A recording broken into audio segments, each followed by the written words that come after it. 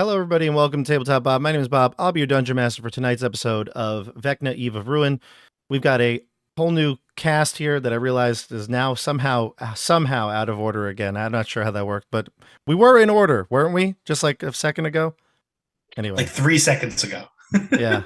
Not sure what happened, but we'll figure it out in a second. But we've got John, not Dasha. We've got Mike in the right spot, Tim in the right spot.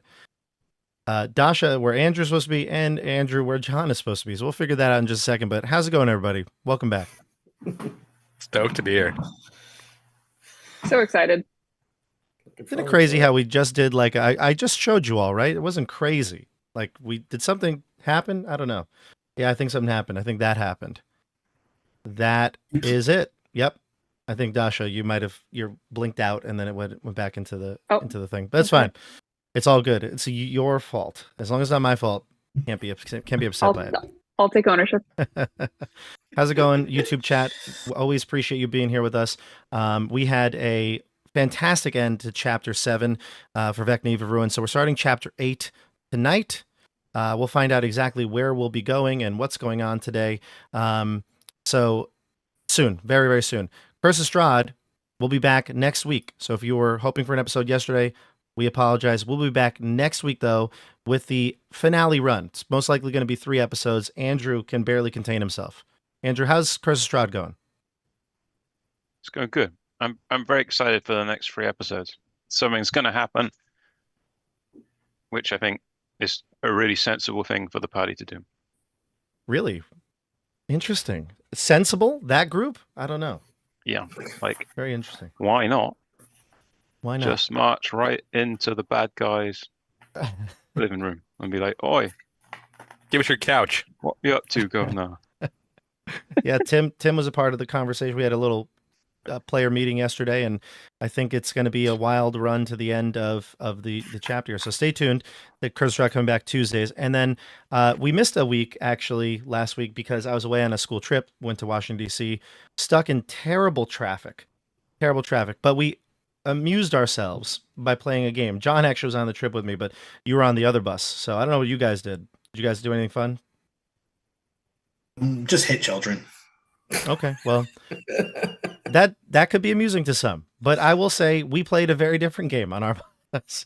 And this is the depths that we had to go to entertain ourselves. So I thought it'd be good to play this game here as well. To start, get to know some people a little bit, see what your knowledge is like of obscure U.S. state facts. So, God. Yeah. Dasha, I think, who was it? The last chapter we did geography. It was John. It was the chapter 6 game, right? John. State capitals or something. Yeah. We did geography. So this one we actually picked. We picked. So I'm going to give you a name of a bird, and you're going to tell me which state you think it is. Okay. We'll have a group participation, so everybody can give a chance here. There are a couple that are obvious ones that I'm not going to go with. Like there's some really easy ones, like the Carolina wren, obviously one of the Carolinas. So that's an easy one. We're going with the hard ones here. So we'll start off with one that was one of my favorites. All right. The hermit thrush. Which state is the state bird? Oh, the hermit thrush. Can I go for this one? Oh, I didn't know we were raising our hands. I didn't realize we were raising our hands either. I didn't have a real good way to do this. So John, jump in. Go ahead. I'm going to go with Vermont, and I have like a Slumdog Millionaire reason why I think I know this. Oh, go ahead. So there is a brewery called Hermit Thrush. As everyone in the chat knows, I like my brew. And there's a brewery in Vermont. Yeah, they're already talking about it. Good luck, Xander. Anytime. And Hermit Thrush is a prolific sour brewery in Vermont. So let's see if that Slumdog Millionaire answer goes. If it's New Hampshire, I'm going to be really ticked off. Wow. You got it. Winner, chicken dinner, Vermont. What a call. Nice. And apparently just drinking beer can teach you a lot. Yeah, that's true. Yeah, right. You hear that, kids? They should serve it in schools. It's actually crazy that you got that. All right. It looks like Tim knew it too, but he spent some time up there. Is that what you're going to say, Tim? I'm going to say yes and save myself the embarrassment. Yeah, that's what I was going to say too. So this one's a good one. This one was, I think, a trickier one here. The brown thrasher. What do we got for the brown thrasher? Sounds like a bird that listens to heavy metal. Sounds like something that happened after a late night out. Oh, Where we God. got for the brown thrasher? Can I say New Hampshire at a complete guess? New Hampshire. Not bad. Not bad. It's not correct. I'm gonna go with Missouri. I'm Mm, gonna say Mississippi. Feels like a muddy bird. it Feels is a like muddier an bird. unhinged bird. I'm gonna say Florida. Closest shy so far. bird. Closest so far. Minnesota. No, Florida is the closest, so it's not Minnesota. Georgia. Georgia, the brown thrasher. And we'll do Wow. one more. This one was my favorite. So we're going to go down, make sure I can find it. Where is it here? I think I lost it. Oh no, where'd it go? Here it is. The common loon. Oh, Minnesota. Minnesota. Washington, D.C. The state. It's a state. Minnesota. There's It's a gotta lot be, of it's loons. gotta be Minnesota. It has to be Minnesota is correct. What gave that one Hell away? yeah. How'd you know that? I love loons. I worked at summer camp in Minnesota for 7 years, and they're everywhere. Wow. Okay, that was a good one. That was a great one, actually. It's so quick. All right, and I guess maybe that was so quick. We'll do one more quick one here. The willow ptarmigan. You're just making shit up now. That's not a real These aren't real birds. Come on. bird. Louisiana. Far away from there. Far from there. Colorado. North Arizona. Dakota. Closer. Montana. Idaho. Utah. You were closer with Montana and Idaho. South Dakota. Nope. North Dakota. Even Wyoming. further north. Even further north. Alaska. I don't know those states because they're not important. I was gonna say Canada. Alaska. We apologize to all our viewers from the Dakotas. Shout out if you're in the chat, if you're in the Dakotas. I'm sure there's a ton of them. Don't worry, Alaska. If we have one person, we have like a larger percentage of that state than any other state. We just need one, and their highest representation per capita. Look at that. We got a lot of participation in the chat here as well. So it was a fun trip. We did end up missing a Curse of Strahd game because of it, but like I said, Curse of Strahd will be back very, very soon. Did we get an answer? Where's the bird from? Oh, it was Alaska. It was Alaska. Alaska. I gotcha. Alaska. Farther north. Yeah, so here's what we're going to do. So normally I have everybody introduce themselves, but you've all been on at this point in Vecna Eva Ruin. So I think we're going to go past that and get right into the game. But it's good to have everybody back. Like I said, some of you have been on the channel more recently, played in Vecna chapters. Others it's been maybe a minute, but I think all of you are, recently. Yeah, all of you have been within the last year, I would say. So good to see all you back, and we're going to jump into the game. But do all the good YouTube stuff, like this video, subscribe to the channel, do all the good stuff. Links down in the description to social media. Check it all out. So, I think with this episode specifically, we're going to pick it up with Dasha. And you're all ready to dive into the game? Yeah, so ready. So ready. Let me cue the music up here. We get some music for this. Yeah, this should be good. All right. So, Dasha Eroviel stands there in the sanctum of the three wizards. Elestrial, Tasha, again, up in her room resting, and Mordenkainen. And Mordenkainen actually pulls you aside. There's still a few people left to go through the teleportarium, but he wants to talk with you specifically. He brings you to the side, and he says, I've spoken with the rest of them, and I'll be accompanying you to Avernus. As you know, my tower there holds many books that I need for study. There might be more about this rod that we need to know. I'll welcome any knowledge you can give me. It might be good as well. As you know, Avernus can be quite dangerous. If necessary, you can meet me back at the tower. The Sanctum Stone may not work perfectly, depending on where you are in Avernus. I wouldn't trust it. And even though you have the Sanctum Stone, maybe either in your hand or packed away, you know, you can almost sense that like the storms of Avernus that you've seen many times could potentially block some sort of teleportation. So he says, my tower can be a safe haven. I will do my best to meet you there, if anything goes badly. Good. And then Illustrial summons both of you over. He says, oh, it's our turn. And you walk past Edmund. I believe Edmund is the last one to go through. And he probably, says some snarky remark and then wink at the end of it. You get into the teleportarium and away you go.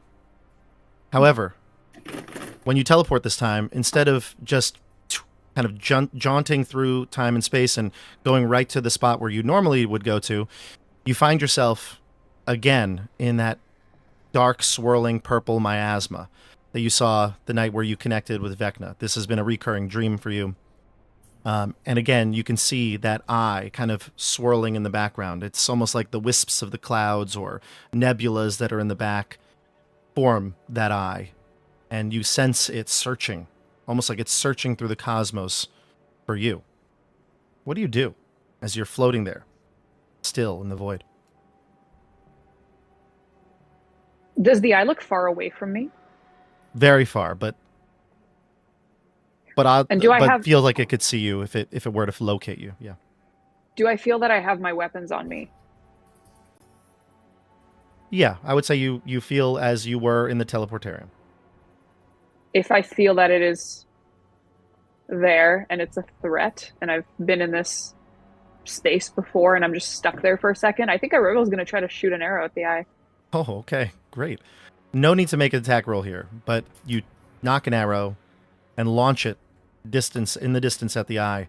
And it travels, and it almost looks like it's traveling slowly, like as if it's traveling almost through space, kind of just floating against the no gravity there. And it's just flying. And eventually it kind of fades out of your view through one of the swirling clouds or like I said, the nebulas that are in the distance. And the eye locks onto you. And you can feel almost like a sense of dread filling you before you wake up in Mordenkainen's tower in Avernus. Mm-hmm. He goes over towards the window, opens up, the door to the balcony, which actually you've been in. I don't know if you remember this, but it was way back when in the Avernus game that we played. I don't think even this was when we were streaming, but he opens the balcony door, and you can see outside there are Yugoloths, these like neutral demon-like creatures that he uses as almost his own little retinue or bodyguard. There's dozens of them kind of swarming around the castle. And he says, you still have your map and your compass, don't you? I do. She'll take out of her pack. I think they'd be wrapped in some sort of material. I don't think she would have actually used them for years. So the map maybe is kind of older, like faded, but the compass is still there, and she'll take them out. Yeah, and he'll let you he'll make some room on one of his tables. You can spread out the map and use the compass, and he'll plot you a course that you can follow, and you know that you'd be able to follow true to the Brass Citadel, which is where you plan on meeting Hex. Yes. All right. So you do that. You get the map out and the compass, and he plots you a course, and you start to head off into the swirling wastelands of Avernus. And just a description of what the world looks like, because I know not everybody here has played the Avernus game, but as you get outside and finally get away from the tower, away from the Yugoloths and that sort of like area where you feel like there was some sort of protection. Gusts of hot air shriek by you. They assault your senses as you step into the lands of Avernus. Clouds roll over a ravaged landscape of broken rocks, bleached bones, and jagged metal. The dusty atmosphere reeks of sulfur and tar. You can even see as you travel little small rivers, almost like runoff from bigger rivers that you see, and it looks almost like the water is made of blood itself. And as you follow through and get closer,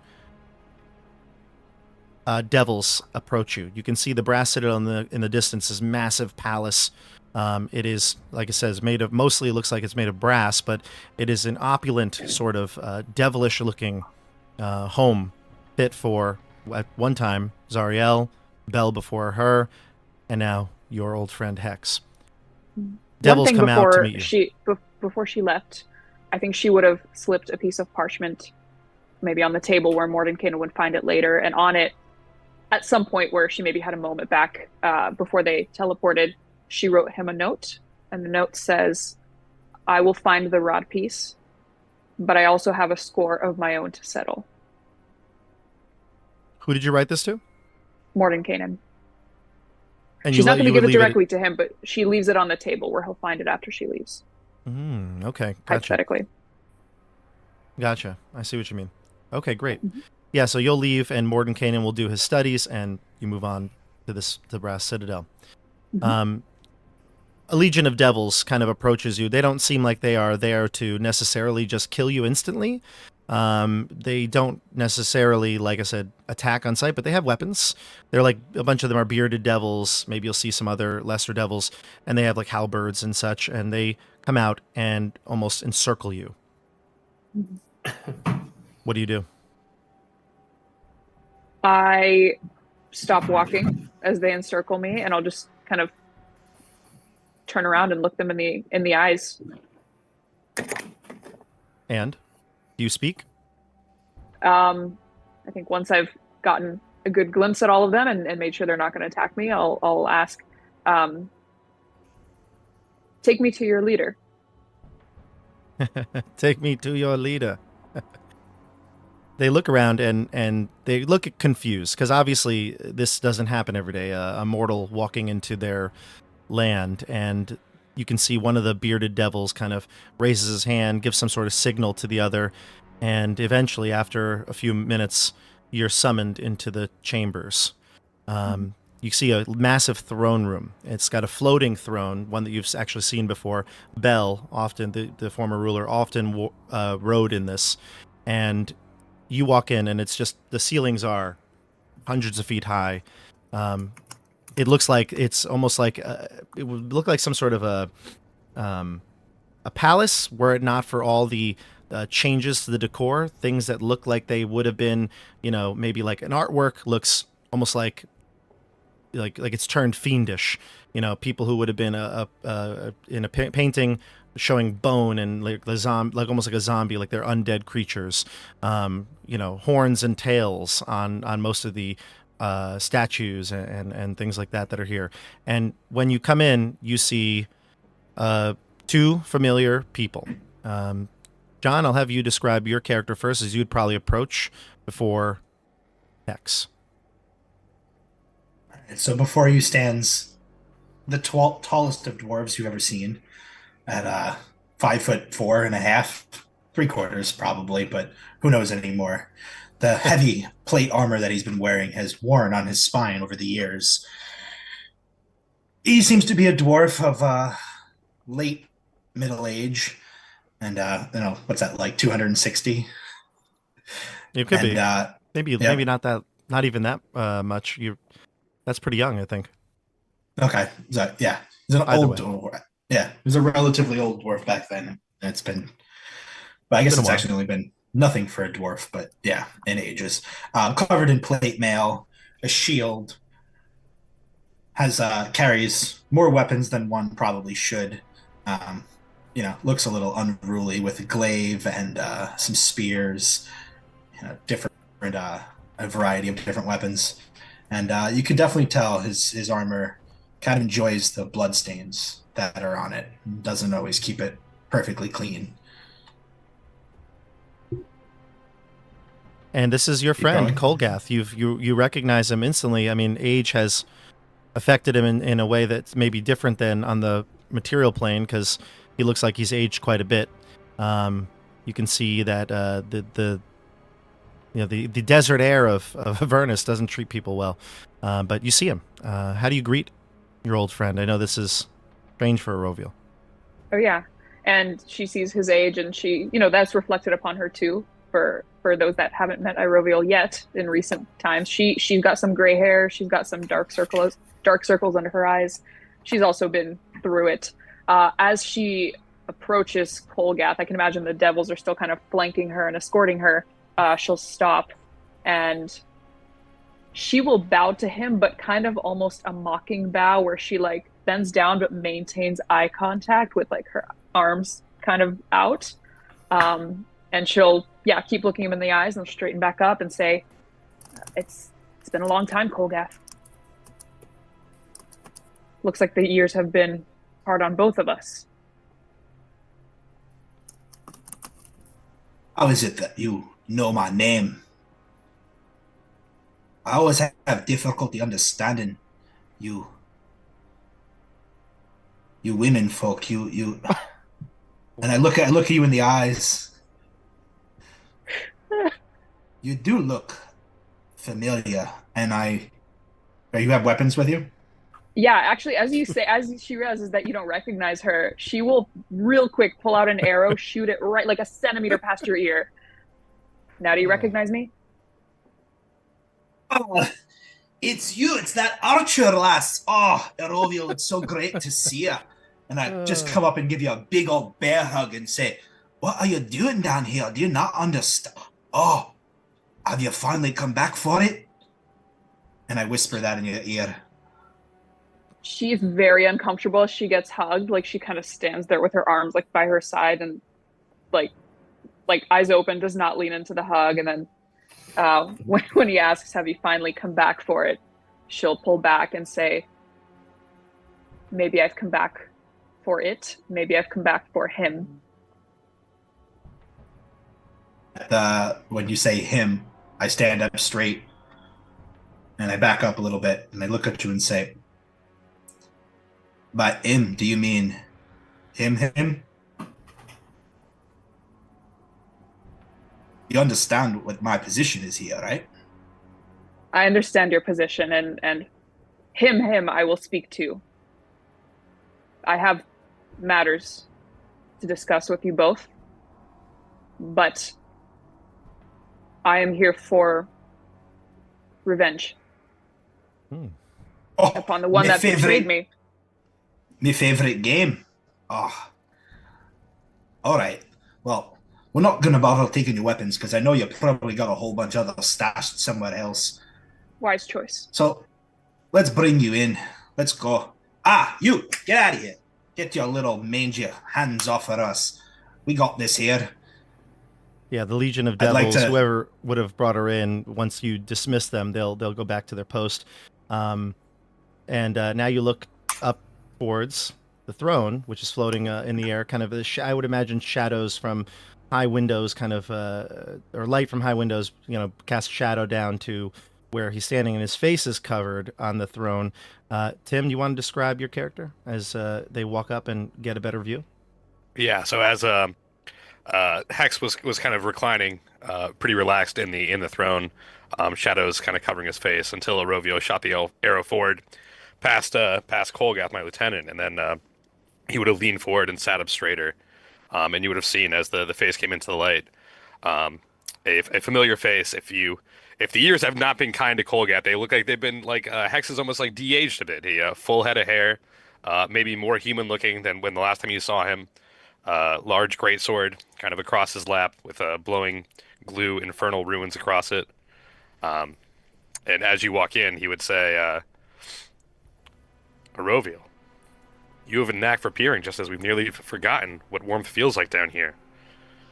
A face from the past dragging your empty chest back into our throne room. Funny how the weight of your soul didn't bother you when we were carving our way through devils together. What brings you back to us?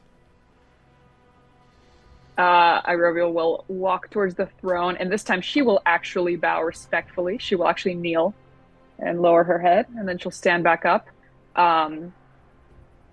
And she will speak looking at Hex, not at Kolgath this time.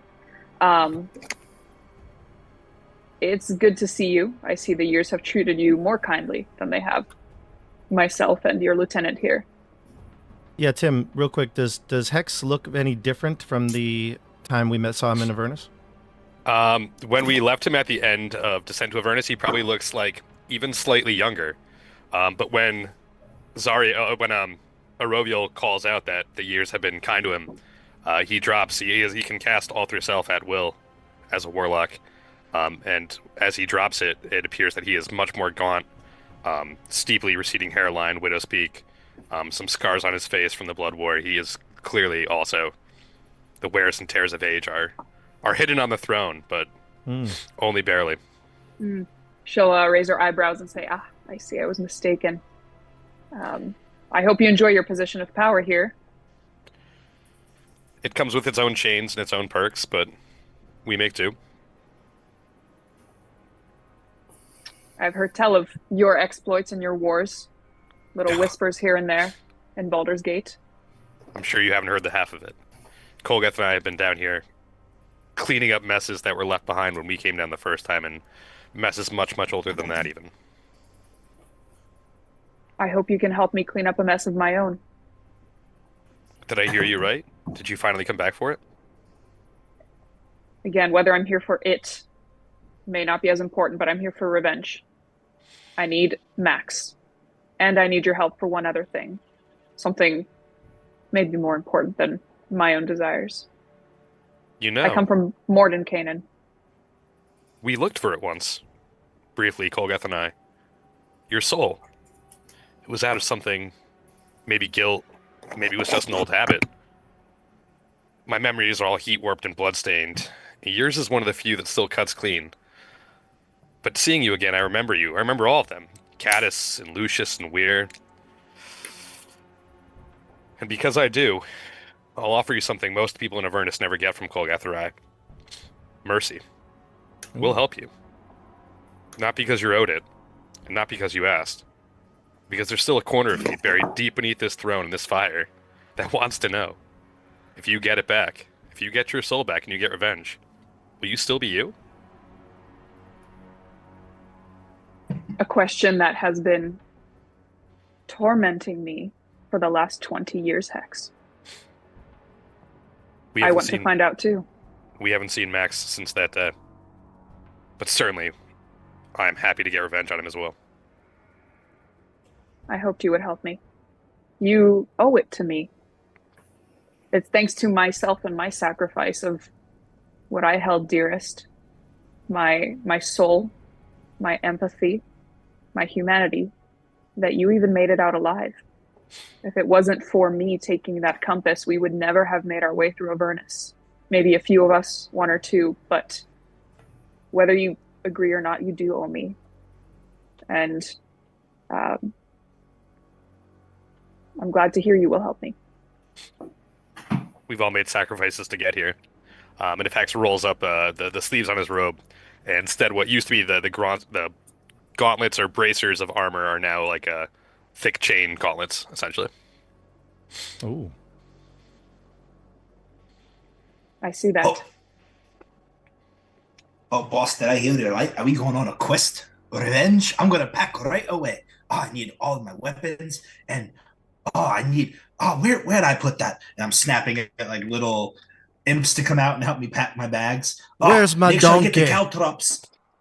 I need the caltrops, and I need get my good helmet. Yes, the shiny one. Oh, a quest. Ah. As he's saying all this, Iroviel will say, without looking at him, still looking at Hex, have you control of yourself now, Kolgeth? Last we spoke, you were beholden to a creature far superior to your own power. Oh, Gargath never had anything on me. It was always a final trick. At the end of the day, who played who? If it wasn't for me bringing Gargath there and him able to fight, we would have lost ourselves. It was not any one of us that helped win that day. It was all of us. Your allegiance to Gargath certainly complicated matters in that final battle. I'd probably do it again too, given the chance. Look at me now. She'll shake her head. Conquest Paladin for everyone at home. She'll look up at Hex and continue speaking. I appreciate your help with finding my soul, more importantly, finding Max, and killing him very slowly and very painfully. That being said, I have been sent by Mordenkainen, who you may remember from all those years ago. He and a few others have gathered a group, including myself, to fight a power perhaps darker than anything you've faced down here in your infernal war. It's a bold Concerns claim. in the material plane are far beyond our concerns in Avernus, but again, we are happy to help you try and find Max. We haven't seen him in 20 years, it must be, you said. As far as anything else, happy to help you look. We haven't seen Mordenkainen in some time, not since we visited his tower so long ago. We will speak more on this. But for now, tell me what you know of Max's whereabouts. You say you haven't seen him. Have you heard anything? Nothing. Until you walked in here, honestly. I assumed he was dead, destroyed, non-existent. He might well still be. I see. Where did you look when you sought out my soul? Oh, everywhere. We tore apart battlefields, Kolgath and I. We ravaged demons. We enjoyed it. I'm sure you did. Glorious. But no demons nor devils knew anything about Max, and no one spoke about your soul. So he's a coward then, gone into hiding. He was That was always the case. then. Yeah. Sorry, boss. All the more pleasure I will get in killing him. Oh, I'm sure it'll be a three-way tie between all of us. I'll let you have a piece. That's all I ask. She'll Okay. bow to him again. Can I have a finger for my collection? Sure, Kolgath, you may have Max's finger. Good. I have more middle than pinkies. I need one more pinky to match. Unfortunately, if you do kill Max in Avernus, he'll I know. basically disintegrate. But, I mean, you can hope. You can dream. Maybe you could To say, do preserve chain it devils somehow? have fingers? Yeah. Great Under all those question. chains? They must, right? They got to throw the chain somehow, right? If we're looking Yeah. for information, though, the best place to look would probably be the Red Belvedere. It's a casino that I sometimes haunt.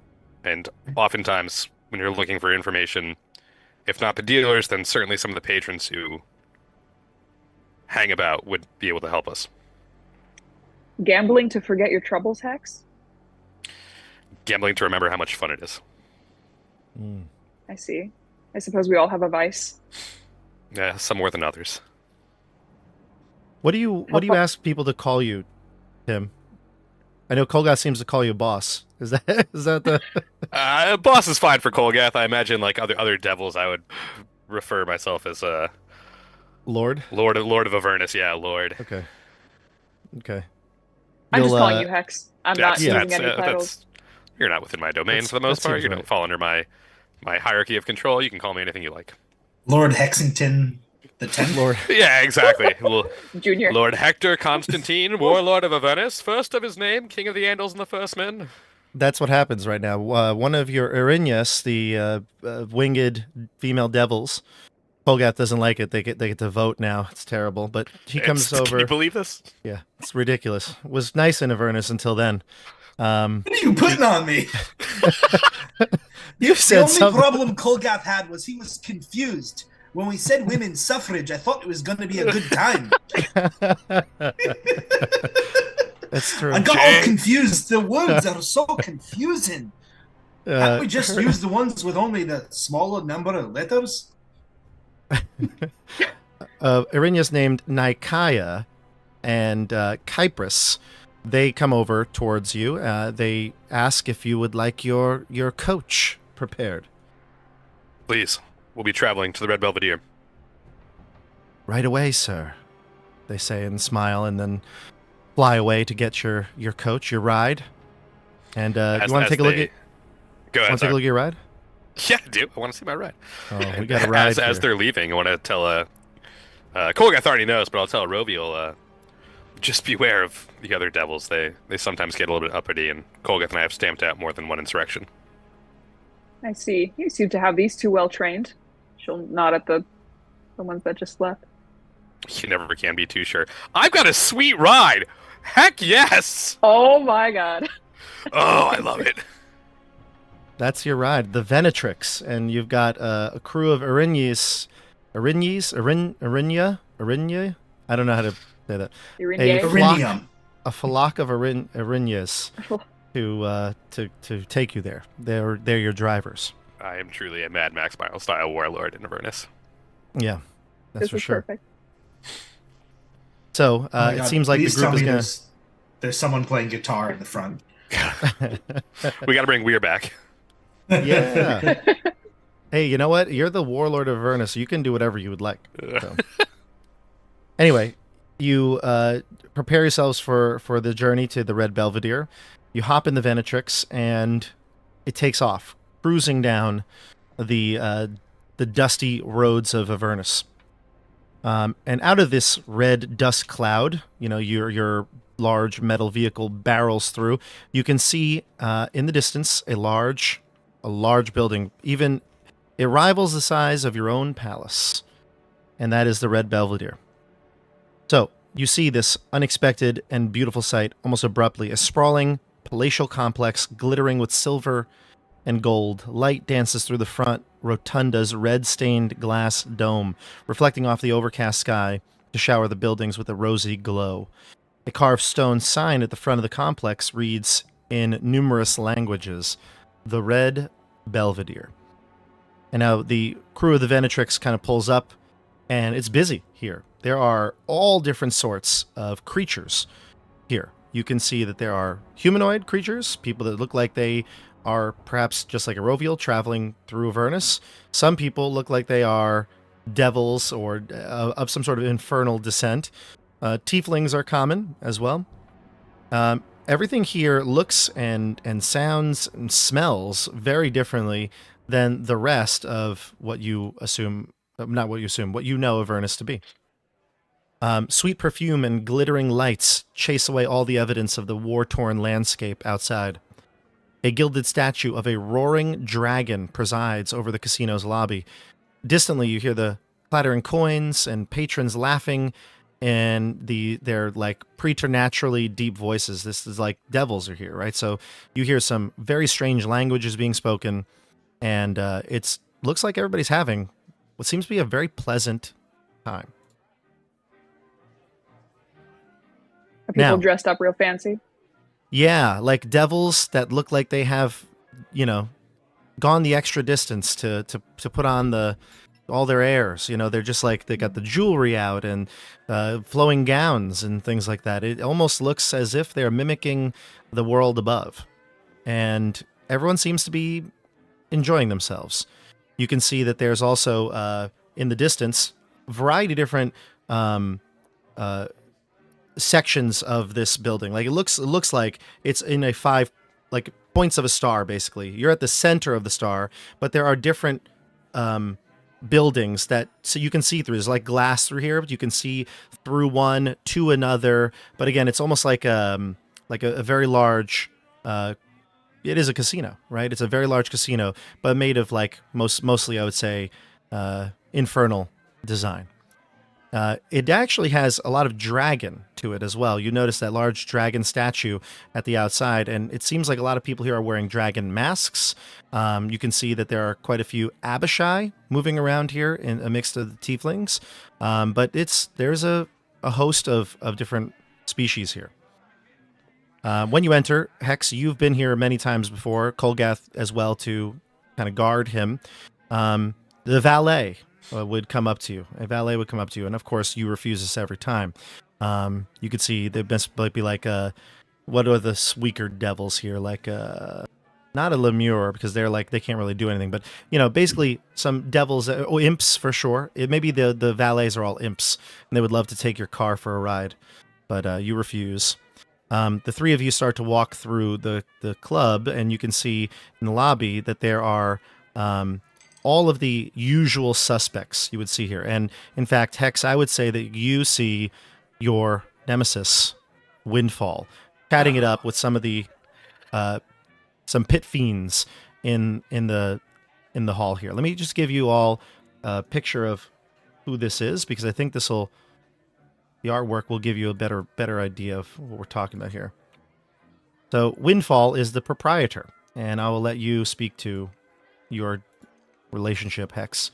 As you walk in, Kolgath, Eroviel, and you see her.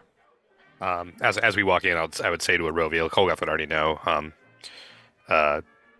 Be mindful of who you speak to in here, particularly the dragons. One of my local rivals is the proprietor here, and maintains a level of autonomy within Avernus that I'm not to trifle with.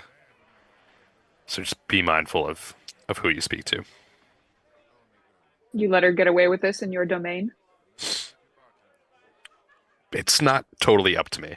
And at this point, you would notice as we were leaving the whip behind, the Venatrix behind, Hex uses like a X-Men 2 Mystique style shape change to alter his appearance to something that blends in more readily with a regular demon as opposed to the ruler of Avernus.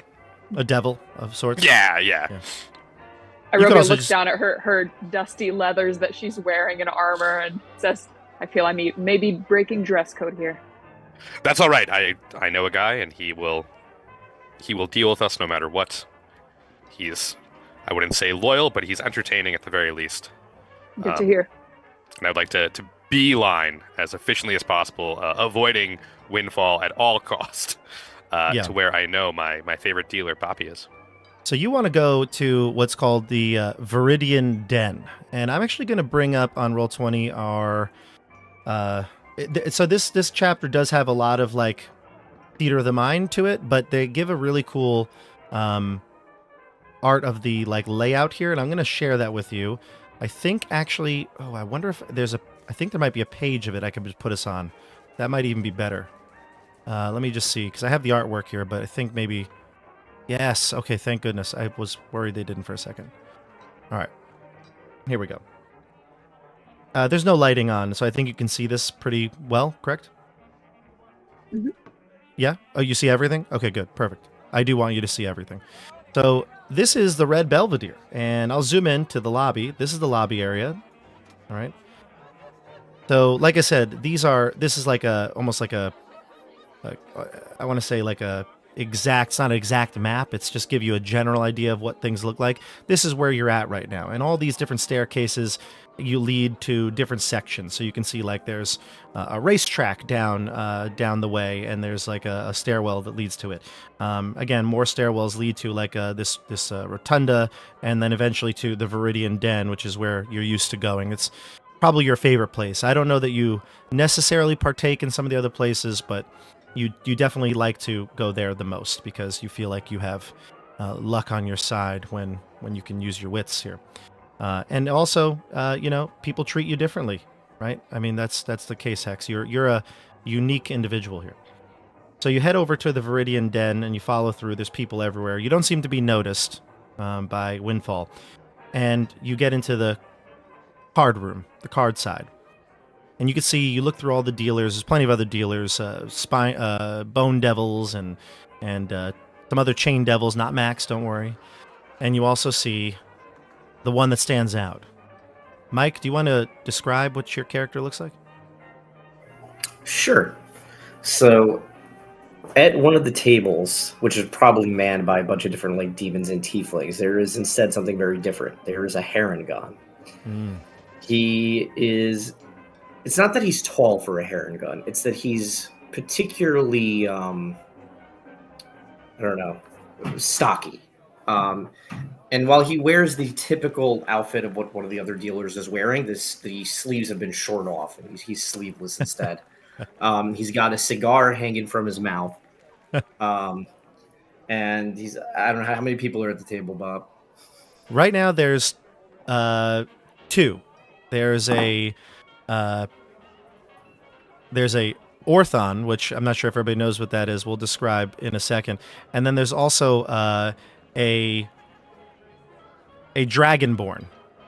a green not a green dragon, excuse me, a green dragonborn. Yes, not who I mentioned to you before, Mike, but a green dragonborn, and the green dragonborn is a little bit has had a little too much to drink, but 2 people. All right. Well, yeah, that's the dealer. He's got mottled black and white fur, but a Haragon in Avernus is certainly a rare sight. Yeah, rabbit folk are strange to see here. So, Hex, you see your preferred dealer. What do you do? Like to not make a scene, not like waving across the whole casino, but certainly directing the 3 of us in that direction. And are there 3, like, knowing there's 2 people there, are there 3 open seats at the table? There are maybe even more than that.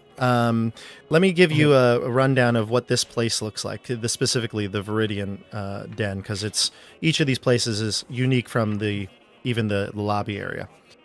So the den, and I would say X would kind of know this from being here as well, that there's always a pit fiend is like the pit boss in like a casino, right? Like the pit boss, the person who's going to be security, making sure people aren't cheating, that sort of thing.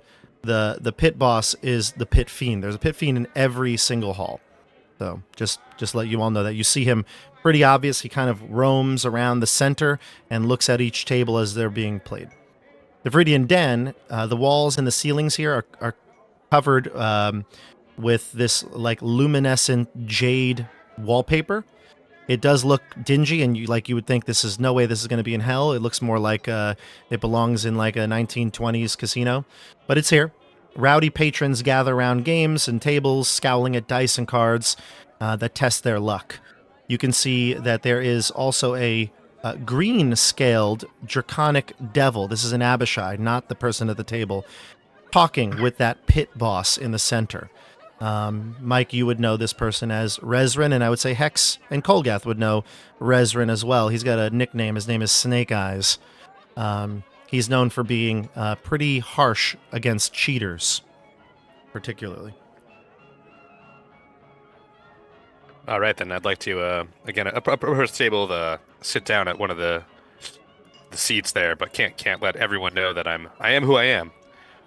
But certainly I would like to use telepathy. I'd sit down at the table and nod to the other 2 players and telepathy to Boppy and be like, "Good to see you again." And Boppy would hear a familiar voice, having been here many, many times before. Yeah, Boppy takes a big drag on the cigar, puffs it right in your direction. What brings you back to the Red Bombardier, head honcho? Yeah, keep it on the DL. We gotta. You never know who's around, you know? What? He looks at the people sitting at the table. This guy's so blitzed off his ass, he doesn't know what day of the week it is. You worried about him? And the Dragonborn like belches, and a little bit of fire comes out, almost like he's gonna use some dragon breath. He like, "Oh, just deal me another card." You know what you look like you need, pal? I think you need another drink. Lemon, where you at? Zoop, she flies at your beck and call. She zips right up to you, and she's got a big tray, like a huge tray that's way too big for her little tiny fairy body. And she's holding massive drinks on it. And she's like, "You called?" Yeah, we have some guests at the table, some patrons here. They'll need something to drink. And this guy right here points to the green dragonborn. Something extra strong. Oh yeah, it's actually acid. I said fire before. He's green. It's acid. So there's like more. It's like he's got a little acid reflux going on right now. And she goes, "Oh sure, I'll get him something special. And for the rest of yous, oh my, look at you back again." She goes to Kolgath. She right by your shoulder. You can see the drinks almost hit you. Actually, she's that close. And she goes, "My big strong dwarf man, how are you?" And John, just so this has come out of left field. You've been here before. You've been instructed. You don't play the cards. You're on work business, right? But Lemon is a fairy. She is always hitting on you, basically. Do you want me to describe her new outfit down here? Please do, please. Oh yeah, please. What is she wearing? I'm giddy. so excited. Lemon has gone through something of a transformation since her time in Avernus. No longer is she the whimsical little fairy of the Feywild, but now she wears nothing but like a black gown.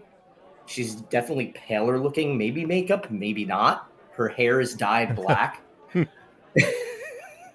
gone goth. Lemon. She paints on a little beauty mark right here. And she goes, "Oh, my big, strong dwarf man. Welcome back." Buddy, listen, don't let it get to you. She does this spiel with everybody. And she's been with the pit boss before, so her calling you big might be an insult. He goes, "Listen, I'm a one-man gal," and she like winks at you, Boppy, and she says, "What can I get you?" And she looks to Hex, and I guess you're in a new form, so she doesn't really recognize you. Sometimes you come here in your regular form, and it does turn heads, so it makes sense that you've kind of changed your appearance here for now. Although Kolgath actually would be recognizable, so That's what I'm saying. Yeah. Disguise is only. Come on, how much am I really fooling here? Lemon's Standing behind. behind him with my Yeah. arms folded and like kind of looking around nervously. Yeah. Who's the I don't know. stranger? I don't know Real whose conspicuous, intelligence. boss. To be fair, I don't know whose intelligence score is worse, Boppy or Lemon. Neither of them are very high. not high. So Lemon gets the drink orders for people, and then she goes over and flies over to the last person at the table, and she says, "And what about you, fella?" And Andrew, do you mind describing your character who's sitting at the opposite end of the table from the Dragonborn who was just recently annoying him with his drunken badgering? So here it's a large devil. He's got half plate on, which is tied together by black leather, which is made from carved orc flesh. He has kind of a cape of flayed Dwegar skin that he likes to wear as a fashion statement. This kind of big, strong, strapping devil. Doesn't look too happy. Not a cheerful fellow. And for everybody in the chat, this is kind of what he looks like. I mean, this is the D&D artwork for it, but I'll display it in the chat. So he looks, I don't know if our viewers can see it all that well, but in Orthon. Check out what that looks like. All right? In Orthon. And he's sitting there, quiet. And she goes, "What about you, fella?" I'm fine, thank you. You sure? You sure I can't Come on, get you something? Come on, Smiles. You're in the Red Bombardier. That's the name of this place, right? I like Could to have a concentrate. I like to have a concentrate on the cards. Have a glass of warm milk like I did. Is that what you ordered? You ordered warm milk? You didn't let me order. Okay. That's the only kind of milk you're getting in Avernus. There's two varieties, lava and warm. Lemon goes, "2 warm milks coming up." And she zips away. I love how she went to all the men and That's I honestly. see what's happening. That's that on makes brand. sense. That's on That's brand on brand. for Lemon. I love that. She hates it that women now can vote. It's ridiculous. Yeah. The suffrage She is getting hates out of hand. Yeah. Anyway. Yeah, nothing like a drink you can chew. Ugh. She flies and zips away. So, Hex, you want to be dealed in here at the table? Yes, please. Erovio, what about you? Do you sit at the table and get a hand in? I will sit right next to Hex. I'm not going to play, but I'm going to watch him play. I'm Okay. going to get very close to him because I want to privately speak to him in a way that Kolgath will not hear, but in a way that is casual. Gotcha. But she's like looking at what he's doing.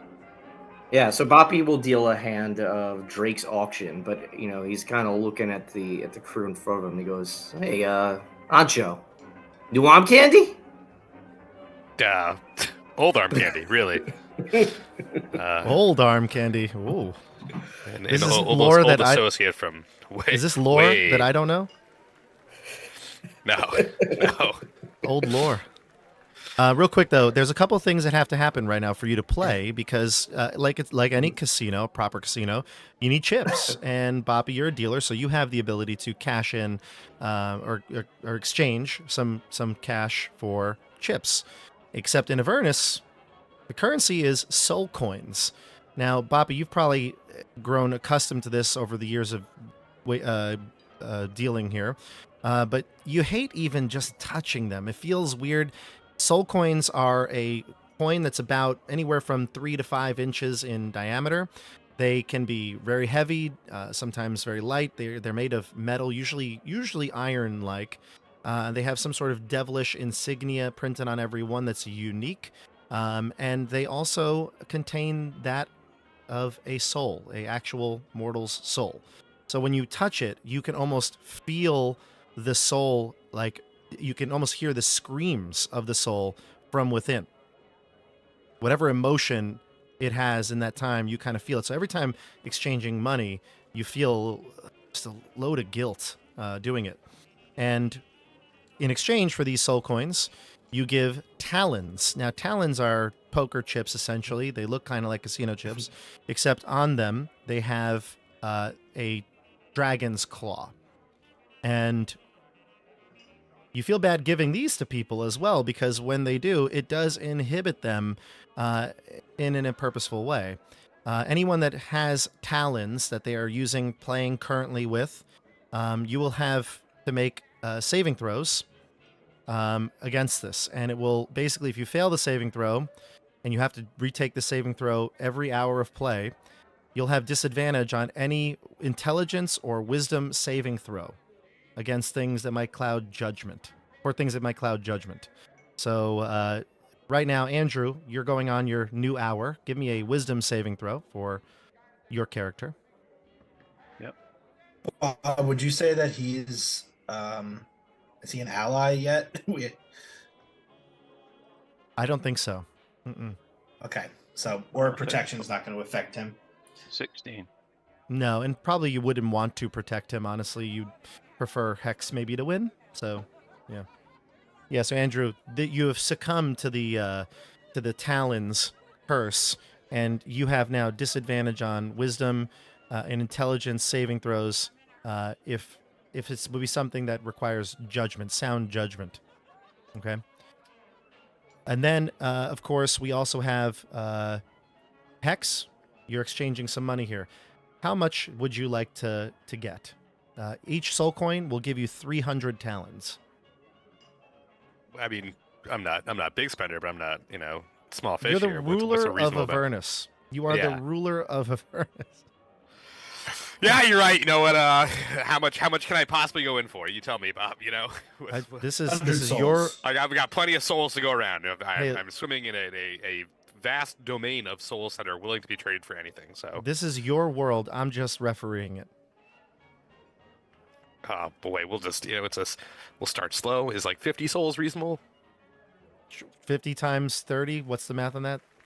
Oh, 50, 1,500. Is that it? I don't know. Is that actually it? It is. Someone should double check my math. Yeah, I teach. yeah. Yeah, it is. Yeah. Okay, I Oh, have. wow. 50 good for times me. 30 is 1,500. If you told me it was 15,000, I would say you're right. I don't know, so I need a calculator. But yeah, that's great. So you can get 1,500 talons, essentially. The chips when are in Iroviel sees the coins come out, she's been kind of like leaning over the table next to Hex, like looking over the cards and how everything's set up. When she sees the soul coins come out, she recoils a little bit and then sits very straight. Yeah, the sight of it might even irk you a bit. Oh, yeah. Andrew, roll me a d10.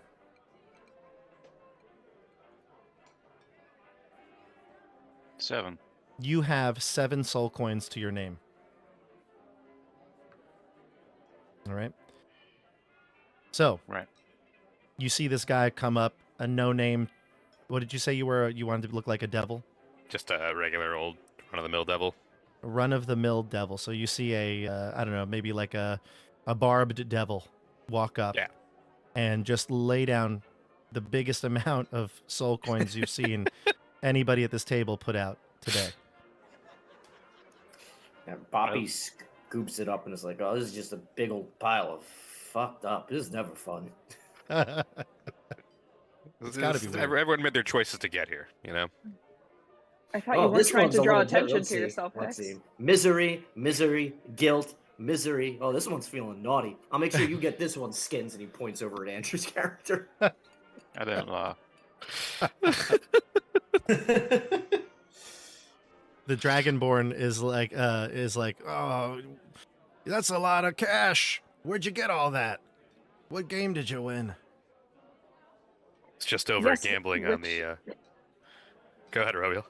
Yeah, which game did you win? Life.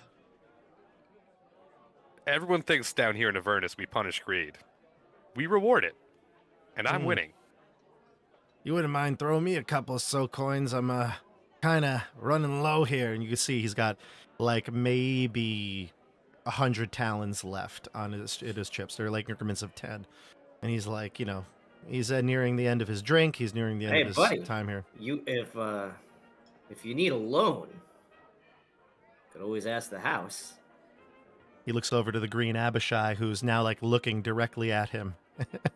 The old snake eyes. This dude looks intimidating. Actually, he's got like braided hair that comes down off. It's more like lizardy, scaly hair, but it comes down over his face, and he's just staring right into that dude's proverbial soul. And he's like, maybe another time. He's like, I got one more hand in me. One more hand. I guess we all can't be winners if you can't take that little extra step to make back everything you lost, huh? He Maybe says, you're "Well, just not look. cut out for Avernus. Look, friend." And he goes over to Hex, and he goes, it's unfair to come to a table with these stakes, with that much coin. It's unfair. And what he's referring to is this game called Drake's, let me just grab the rules here. Drake's auction. Thank you. Drake's auction. Drake's auction is a game where having more money is a huge advantage because you can outbid for better cards. The way it works is like this. Everyone that plays is going to roll 3d12s. Okay, so we'll start in a second. Boppy will deal the cards out. 3d12s. And you'll estimate based on your hand if you'd like to, if you like that hand or not. You stay in. Boppy will then, one at a time, flip over a card. 3 more cards. This is like at the table, almost like Texas Hold'em, right? He'll flip over a card one at a time. And everybody at the table have the chance to bid for that card, should you choose to. Some tables, like these lower ones, usually have a limit on exactly how much it would be, and then it would. Well, actually, to be fair, there is no real limit in the casino, but sometimes it's a general rule that people who have a lot of money don't play at these lower tables. Like if you have a lot of money, you go to the other ones. Otherwise, you drive customers away. But either way, you can auction off that card. Whoever will be willing to pay higher. And Boppy, the dealers are given a lot of discretion with payment. I mean, obviously talons are what's accepted, but a lot of deals under the table are made. And then if the auction is sold, that card goes to that person. Then the next card. And then the final card, the third card, comes out. And after all the cards have been auctioned off, we reveal who has the larger number. You're allowed to bet. At the start, you're allowed to increase it by auctioning for more cards. If you feel like you don't want to auction for more, you can actually bow out, but you lose what you've already put in there. All right? Any questions on the game? Drake auction? So when you buy the new card, you have to discard one of your existing cards or dice? It doesn't say that, no. No, so you just get more points. You just get more points, yep. And so, like I said, the cards, people with a lot of money, people who aren't really willing to come to the table and kind of play properly, usually drives the table up. So you sit down and you see one guy over here with, maybe Andrew, maybe we'll say you have maybe 1,000 talons at this point. Mm-hmm. Whereas the other guy's nearing the end of his time here. So you've been taking his money. When the guy sitting between us gets mouthy with me, I'll be like, I don't see him complaining. Referring to Andrew's character? Yeah. He goes, yeah, he's a quiet one. What'd you say your name was, friend? Everard. Ever what? Everard. Everhard. Yes. That's a weird one. Say it with respect, you fool. Yeah, you're funnier than I thought you were, pal. All right, let's play. He slaps let's his play. last 100 on the table. Oh boy, he's going all in. Big spender, big spender. He's like, actually, he was like, wait, I gotta be able to participate in the auction. He takes a couple back, which is not allowed. When he goes to put his hand out, I stop him. You No. already bet. Come on, you can't do me like that. You know what I meant. You know how it works. I mean, we could always ask the house what they think. And again, he like turns back around, snake eyes looking right at him. All right, fine. Come on, give me some good cards. He finishes his drink. Let's go. Boppy cracks his neck, and you notice that Boppy's like really muscular. Like when he the cards look kind of like tiny in his hands a little bit. He's like, all right, pals, let's get going. He starts shuffling real fancy, he starts talking. He can't help himself. He's a few whiskeys deep at this point. A cigar puff coming off of his off of what's in his mouth, and he's like, I used to work at a circus. Starts dealing. You did. All right. Want to roll three dice, everybody that's participating? So Andrew, Tim, and our friend, I'll roll for the Dragonborn dude. Now, these are hidden rolls in theory, so if you want to just keep them to yourself, they're things that nobody would know. I'll roll them to the GM so you don't see mine, but he's not in a good spot. 3d12s. All right. As this is happening, Aroviel leans back and looks at Colgath. Does he always bet so much? A little distracted, always looking out to see if there's any enemies in the area or who's looking in our way. And I go, that's a small bet.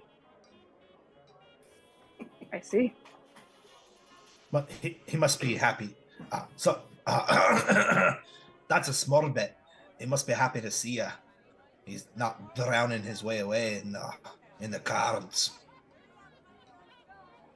I see. So this really is a distraction from all his sorrows. So for the viewers here, Tim, why don't you tell us what your cards are? I got a 2, a 3, and an 11. So pretty low hand. One spiked card, but pretty low generally. Yeah. Andrew, you take a look at your cards. I feel like Everard, you can correct me. Those guys that play poker and they like barely lift their cards up. They kind of look at them and just immediately put them right back down. Is that what you do? Yeah. Yeah, it's quick. What do you got? 12, 8, 4. Ooh, that's a solid roll. Mhm. Solid roll. All right, Boppy, do the dealing. The first card. All right. Okay. Yeah. So Boppy continues with the hand. I mean, it's not much straight to up describe D12. here. Yeah. Yeah.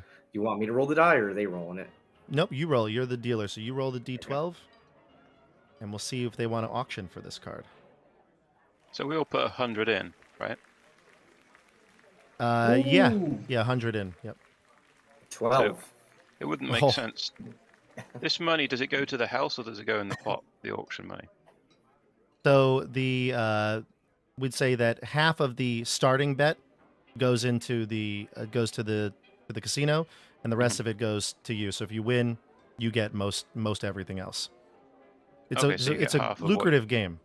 You get half of what you pay for the dice. Yeah. Back. And so you put in your money. Hex put in his money. That's what you call Tex. He puts in his money. Although he's Tex here, maybe he's Tex when he gets to the casino tables. Nobody knows why he has that name. Never heard of Tex. So yeah, what's Texas exactly? Tim, Hex sees a 12 come out. I mean, I got a bid on it. I got a bid. How much you go for to start? Oh boy, let's start at 10 towns. So we'll start low. I didn't take you for a pauper, Honcho. Well, no one else is bidding. That guy's out of money. I bid 25. Oh, man. It was the cheapest table I've sat at all day. All right, 25. Yeah, I'll double it. I'll go up to 50. So only 150 in the pot. I'll go 60. Oh, big spenders here. I'm gonna double it again up to 100. You go 100. I'm in 100. You sure? I'm 100% sure. Too much money. 110.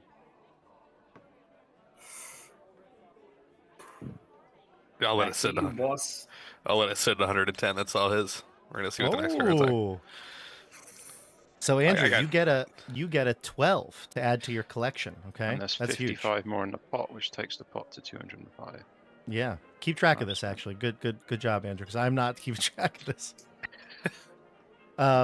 The pot has tons of money. So That looks the like green, a real winning strategy, boss. the green I mean, dragon. I Tim, no, but I Hex, I'm like, it's getting. Yeah. Can't burn all our Dragonborn- money. The Dragonborn goes, "This isn't fair. Look at this." How many? What are they claws do you have? Talons, Talons? 1,500. Now I'm down to like, I don't know, 1,250, but it's all right. We're just Claws. Claws. I don't know what they're called. They're white bear chips. claws, croissants, talons, fangs, something. Talons, claws, whatever. Some sort of. See, I always thought they were like reminiscent of the Greek currency, Oh. which I think are talents, but Yeah. It might be. I was thinking this is hell. They're probably trading in like literal talons. they're actual like raptor talents. They are coins. They do say that, or they're chips, or something round. But yeah. So the talons exchange hands here. We go to the next card, and the green dragonborn says, "This is unfair. They got more cards. They got more. This guy's got 50,000 talons. He doesn't even know how much you actually have. He saw a lot of money go by. Buddy, He's like, that's how it works at the Red Bombardier. You come Ah. with more souls next time, you get more talents. come on, you gotta help me out. You want? Okay, what can you offer me? He looks around. He takes off his like jacket that he's got on. It's a fine jacket. Like it's like it would be like noble's clothes essentially. He says, "How much will this get me? Come on." Boppy like sniffs it. Whoa, reeks, boss. I give you 15 for that. I'll take it. Literally, the shirt off my back, and he throws it to you. Yeah. Boppy grabs it, folds it up, and puts it under his chair. Nice. And so you give him 15 talents. Mm-hmm. Good. He takes it. He thought you meant like 1,500. So, but he doesn't really even know. He's kind of so inebriated. He just sees the coins and he smiles and sits down and content. All right, You're next my hand. favorite customer, pal. Next hand. What do we got? All right. D12. 11. Oh, man. He goes 15, and he smiles and sits himself back. 100, that is. You know, I bet I could offer you those talents if you want to trade your soul in. My soul? No way. Well, you only got 15. Fine. He looks over at Fine, Hex. you'll trade your soul in? No, fine with the 15. He looks over at Hex. He says to you, whispers to you. He says, "Don't you even dare." If you want to trade your soul with him, you can always trade with me, and I'll put down 110. Ah. He says, "So angry." He looks at his cards again, slams them on the table. You see the pit fiend, that's the pit boss, looking over now from a distance, as well as Snake Eyes. They got an eye on your table. Let's go to Andrew. What do you say to 110? 110. No, I say nothing. All right, so we exchange a couple 110s, and the 11 goes to Hex. You all right? All Last yours, card. Honcho. 260. All right. Last one is a 4. This is big. This could mean everything. Or it could mean Or it nothing. could mean nothing. I'll bid 5 for that. Wow, that's a real tempting card there. Doesn't that look real good, Dragonborn buddy? Shame you haven't got any cards. Nothing to Nothing to offer, unless maybe you do. You have anything for me? Wait, I'm the dealer here. No. Iroviel gets the drift of where this is going, trying to get the guy to sell his soul, and she'll look at him and say, think very carefully before you make that choice. Bobby's such an asshole now. Turns out Wasn't fits he in really always? good in Avernus. Yeah, but like this is more of a natural environment. The carnival was too nice and comfy. The carnival that was kidnapping children. Yes. That was Too too nice. vanilla for That was us. too tame. Too tame. I'll put down 25 for the 4. Being changed to a statue changes a man, all right? That's right. And It Lemon's does. also thriving here. She's Apparently. thriving. Yeah. Listen, all vices are celebrated equally here. We all know Lemon's vice. Yes. Yeah, that we do. She's living it up. So Tim, boy. what'd you say the Yeah, I'll put 15? down 25 for it. 25? 25 towns. Andrew? I'm good.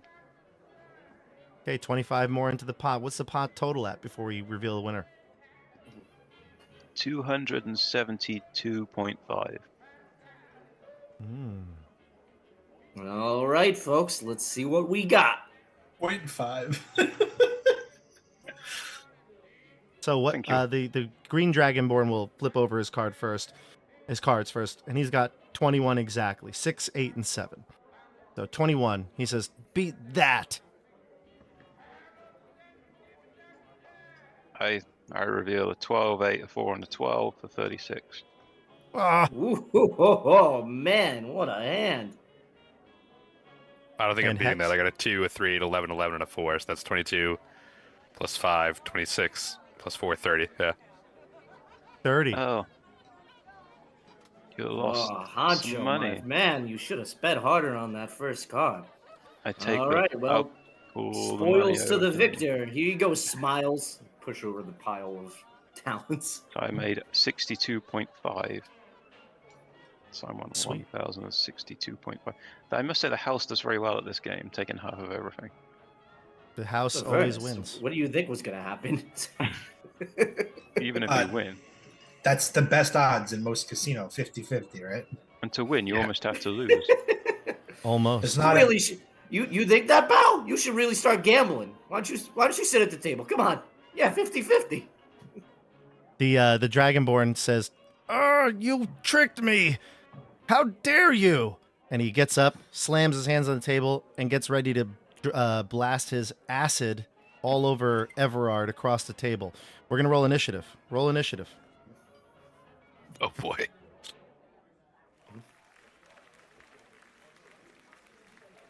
This is gonna interrupt the games here.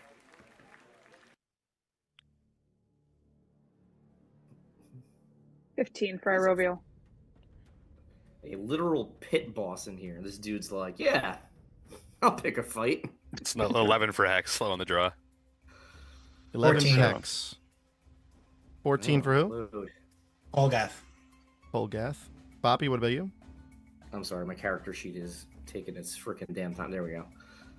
All right, I have a feature that basically lets me always roll initiative with advantage. Gotcha. Go for it. And Roviel, what'd you get? 15. Did it actually roll that with initiative? It did not for some reason. I'll roll it a second time. So 20. 20. 20 for Boppy. And our friend, the Dragon Born, actually doesn't do terrible. He's going to slot in between Kolgath and Hex. Everard, what'd you get? 7. You're too busy counting your chips here. Yeah. All Get a right. surprise round off or what? No, everybody. No, it's he didn't. He's off his telegraphing this. Yeah. I had something to do. Yeah. Okay. So, with that being said, let's go to Boppy first. You see this about to happen, and kind of like in Star Wars-esque, right? Like, he throws the chair and ready to blast him, and actually, Lemon zips back in with all the drinks. She's like, I've got everything. And then she gets hit with the chair and drinks go everywhere. She's on the floor. What do you do? All right. Bobby goes, oh, man, I've been waiting for this. And I'm going to activate a feature called the Dread Hand. Oh. Ooh. And so in case people don't know, I'm playing a pugilist, which last time I was berated for calling it the absolutely wrong thing. The pugilist. A pugilist, but yes, it's a pugilist. And this is a third-party class by Benjamin Huffman. Right. So if you watch Wild Beyond the Witchlight, you might be familiar with it. Otherwise, I encourage you to check it out. It's a fairly well-balanced third-party class. I very much like it. So anyways, the Dread Hand, Bobby's entire right arm explodes and transforms into... It's gargantuan. A giant red devil arm that's probably 2 sizes too big for his body, ripping with muscle and covered in spikes. And then he turns towards the drunk dragonborn, and puts up his fists, and he just starts wailing on him. I love it. Nice. So I'm gonna do a bunch of things, Bob. So first, I'm gonna throw haymakers, which means I'm attacking at disadvantage. Okay. Yeah, like a barbarian's reckless attack. Just going wild. So I have 3 punches base.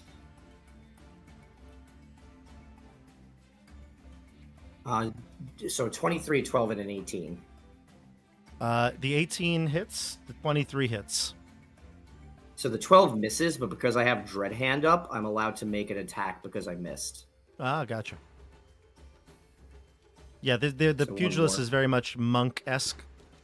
So 15 on the last one there. Let's see here. Still does not hit.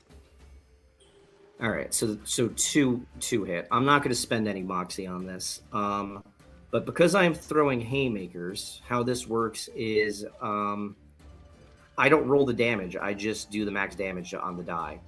Oh, okay. What is your fighting die? Right now, it's a. If I was 1 level higher, it would be a D10, but it's a D8. So it's 16 plus an additional 8 for 24.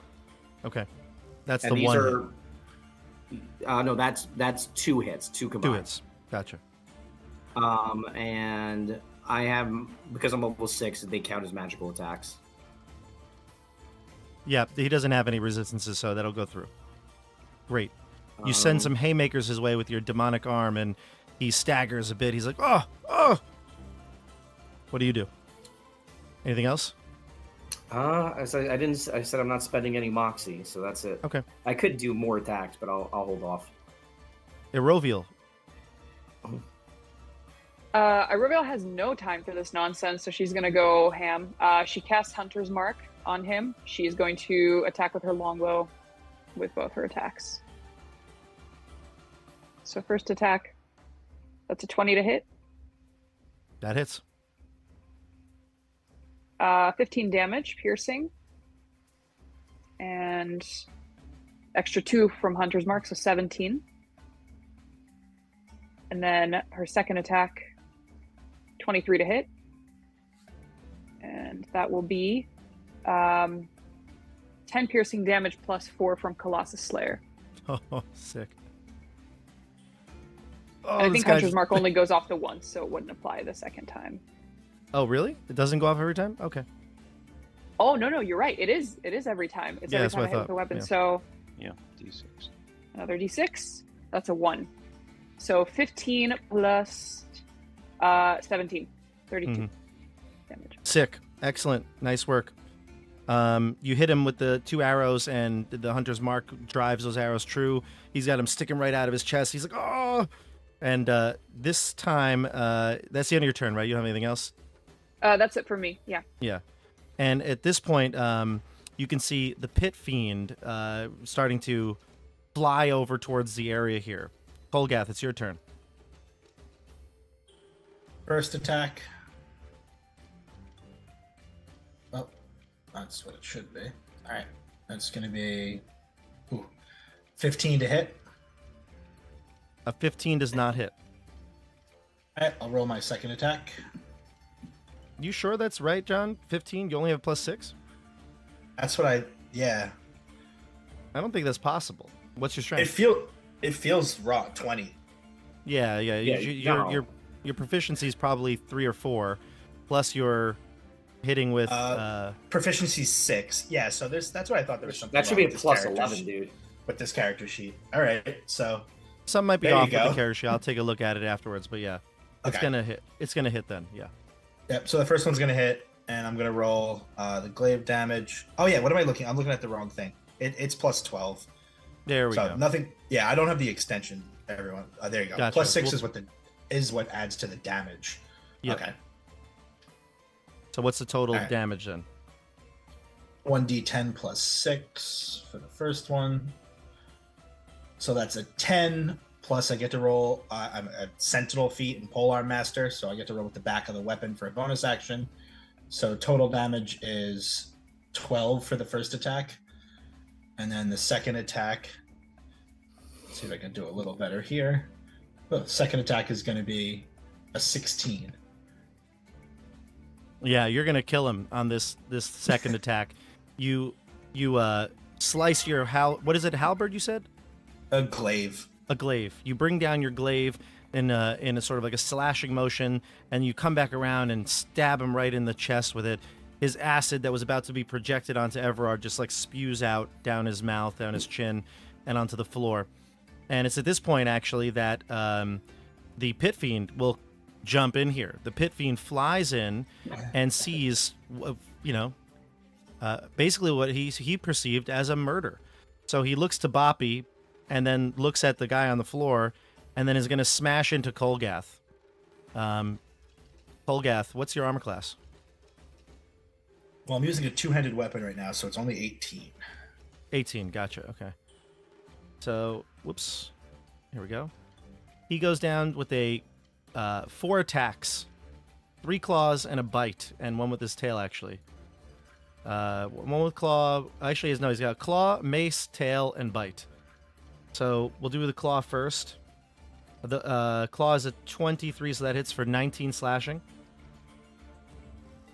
The bite, 22. That is 26 piercing. Jesus Christ. Constitution saving throw as well, but you might be poisoned.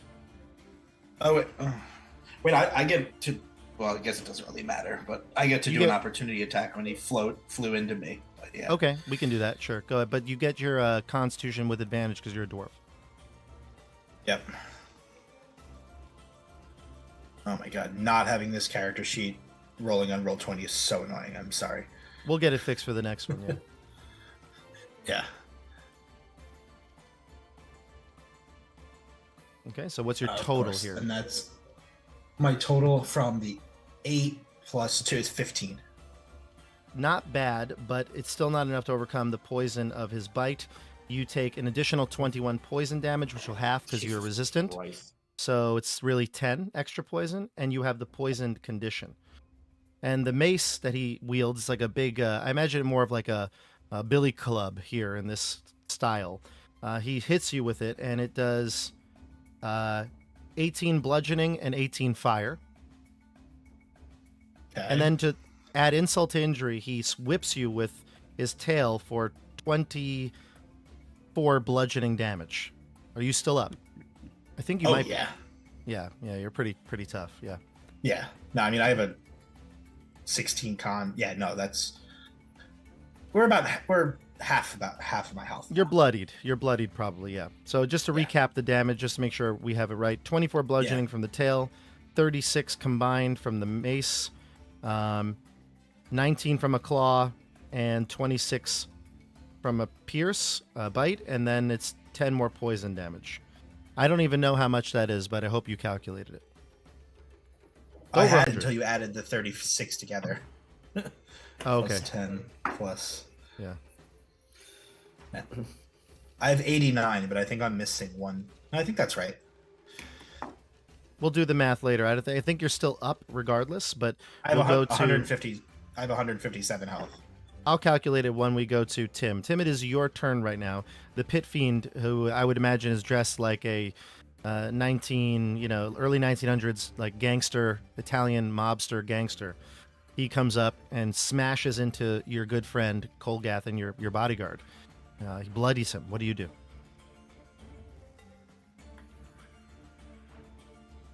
Oh, you're muted, I think. You are. I've got my thank you. I've got my my sword as a packed blade weapon as a warlock. Can I summon that as a free action, or is that my action to summon it and then I can use a bonus action? I'm okay with any answer. Just want to know. What does it say it counts as? It doesn't say. I don't think it says I can like dismiss it and reappear it because it's my hex weapon. Your My packed weapon? Yeah. Yeah. I don't know that that's anything, actually. Okay, great, perfect. I'm gonna do that then. So, as soon as the fight starts, Hex drops the alter self, and he looks as he did when he revealed his true self on the throne. And he's gonna make 2 attacks on the pit fiend with his longsword. So let's see if these go through. Oh, I still do get my my reaction attack. Sorry for him entering my my field of view. We can do that after this. You could roll it while he's going. Okay. I'm seeing here that it does count as a attack, as an action to summon it, but I don't know if that's true. That's just a simple Google search. So. Yeah, I mean, it says it's what I saw on my features is that it's an action to make one, but I don't know if that means to like create a new packed weapon, or if it means as like a you can create a packed weapon in your hand. You can also to create it as an action, to summon it to your free hand is a bonus action. Great. Okay, that's my bonus action then. To summon it, and then the first one I think misses with a 13. I imagine that misses. The pit fiend, yes. Yeah. Okay, and then second attack with the same thing. That's better. Does a 19 hit? 19 does. 19 will hit, and it will do. Hold on, there's a whole slew of damage here. So it does 12 damage, plus 3d8 for green flame blade, the cantrip that comes with the weapon. 3d8. So that's plus 15. Mm-hmm. So 12 plus 15 is 27 damage. And let me just check my sheet. I think that's. And the other one is already down, right? The one who started the fight. The Dragonborn is dead. Yeah. Okay, perfect. That's it for me then. That's my full action and bonus action. Okay, and then also just to let you know, John, it was 111 damage, and you can roll your attack. Okay, so I did roll my attack. It was a 24 to hit. That hits. I did 8 damage, but more importantly, he has 0 movement speed right now. The Sentinel, yeah. Or the Sentinel. Okay. Yeah. All right, great. 111. Thank you. Everard, it's your turn. I recognize the Lord Hex. Lord Hex. And I'll stand back a pace and kneel down. I see that the Pit Fiend is locked in place. Yes, exactly. And when you say this, actually, maybe you recognize it based on the packed weapon or something. I'm not sure. He was disguising himself, but maybe his I dropped it when the fight started. Oh, you did drop it. Oh, maybe I missed that. When Never I mind. summoned no, it's no worries. I think you were doing the math for John, but I think between the packed That's weapon and then summoning it, it's no longer worth really disguising my identity in the middle of a fight. You got other fish to fry, so to speak. Fair enough. So you dropped your disguise, and the Pit Fiend now, after dealing 111 damage to Colgath, he looks over to you and he looks confused, and he's like, he speaks in Infernal to you, and he's basically says, Lord Hex, what is this? Cheating at cards? No one here is cheating. That Dragonborn of yours started a fight, and we're finishing it. He's not our Dragonborn. He's just a Dragonborn. He's somebody's Dragonborn, and he started a fight. Yeah, and I was handling it. There was no reason for any of this to happen. Why did you attack him? Oh, he attacked us. He attacked my bodyguard, and so I had to respond in kind. Is this true, Everybody Bobby? By helms, everybody in Avernus is stupid. Way to be inconspicuous, Hex. I think a little bit of a. Oh, thank you would have been nice. It definitely was about to attack you, you little rabbit. Lord, I gotta thank you thank for him for? protecting us. I know everyone around here kisses his ass. I don't need to do that. Your magnificence. You should be more like him. Look at this guy. He's already crawling on his hands and knees. Be careful. He's wearing someone's skin. He might want yours. You attack him with some little wimpy arm. I killed him in one strike. You're welcome. We wasn't trying to kill him, your little dwarf majesty. It's an establishment. I'm trying to take his soul, not send him to the eternal twilight or wherever these people go when they die. Can you not get his soul now? I've been killing people Well, wrong it the was whole much life. easier to do it than wherever you sent him. I don't know where he goes. Now we gotta track him down. No, unfortunately, you won't be able to get his soul because you need to make a contract that would bind his soul earlier, before pre-death. So right now, his soul's going wherever it's supposed to How go. long have you been in Avernus? Well, I've been here for a few years, and I know more than you. He takes his glass of whiskey. More We're not in importantly, the business of collecting. you hear whimpers from underneath a tray table. Boppy, is that you? You're fine, Lemon. Come out. Everything's handled.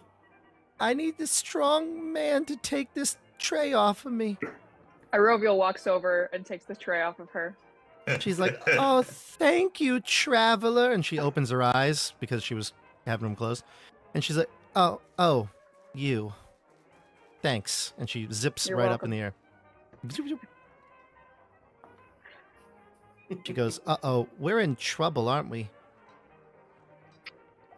Don't ask me. I didn't do anything wrong.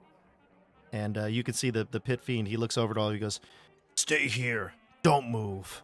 And he starts to fly off towards the lobby area, no doubt looking to get Windfall. Well, Hadjo, if you didn't want to talk to Windfall, I got some bad news for you. Iroviel leans over to Hex and whispers so no one else can hear. No matter how this ends, Hex, I need to speak with you privately. There is information I cannot trust the others with. I'll make sure it happens. But first, we have to deal with some shared pain. I'm Eventually- familiar with pain. I'll let you take the lead here.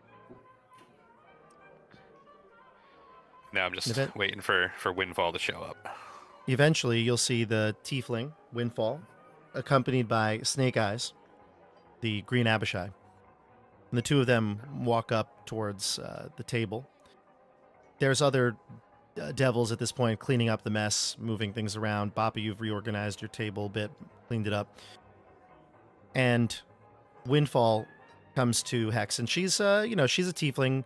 She's probably shorter than you, but she has wings. She's a winged tiefling, so she flies and flutters herself up so that she's eye level with you. Hex, darling, good to see you. Oh, the pleasure is all mine, I'm sure. It's been a while since you've been here at the Red Belvedere. It's just always so fun. I can't stay away.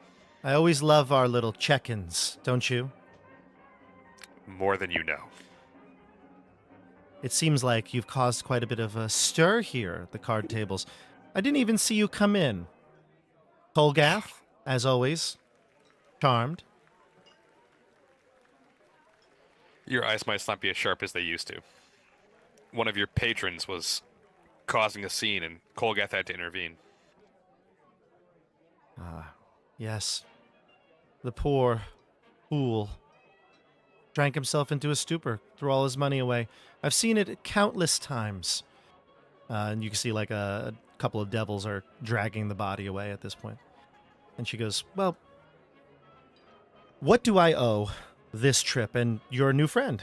He looks to Iroviel and Everard. It's funny, I was